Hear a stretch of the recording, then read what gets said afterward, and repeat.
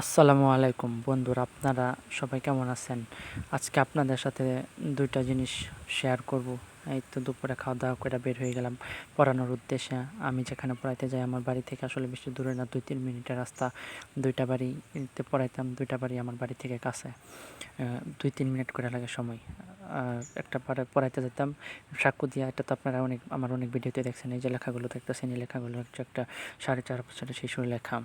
আসলে খুবই ধৈর্যশীল। সবাই দোয়া করবেন ওই শিশুটির জন্য। আজকে আমি যে ২টা জিনিস আপনাদের সাথে শেয়ার করব সেটা হচ্ছে এ এক ক্লাস 1 এর শিক্ষার্থীর 1 এর স্টুডেন্ট আর ওই 4.5 বছরের শিক্ষার্থীর লেখাটা দেখাবো। আর হচ্ছে আমি আরেকটা বাসাতে পড়াইতে যেতাম। ওই বাসার মধ্যে আসলে হইছেটা কি, আমাকে ওরা বর্তমান শিক্ষা ব্যবস্থার কারণে না করে দিছে।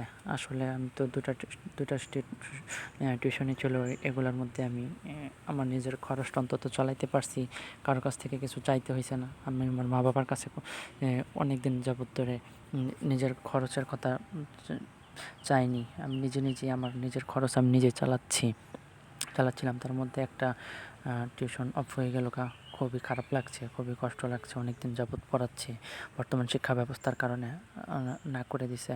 যদি এরকম শিক্ষা ব্যবস্থা না থাকতো তাহলে হয়তো বা পড়ানোই লাগতো। এই যে দেখতেছেন লেখাগুলো, এই লেখাগুলো হচ্ছে ক্লাস 1 এর লেখা। আর খুবই খারাপ লাগছে। হয়তো বা আল্লাহ হচ্ছে উত্তম পরিকল্পনাকারী। এর থেকে ভালো কিছু আমার জন্য অপেক্ষা করছে, তাই হয়তো বা অফ হয়ে গেছে। আচ্ছা, সবাই আমার জন্য দোয়া করবেন যাতে পরবর্তীতে বা এখন এই খুবই ভালো একটা টিউশনি পেয়ে যাই। আমিও আপনাদের জন্য দোয়া করি। ফি আমানিল্লাহ। আমি এবং আমার স্টুডেন্টদের জন্য সবাই দোয়া করবেন।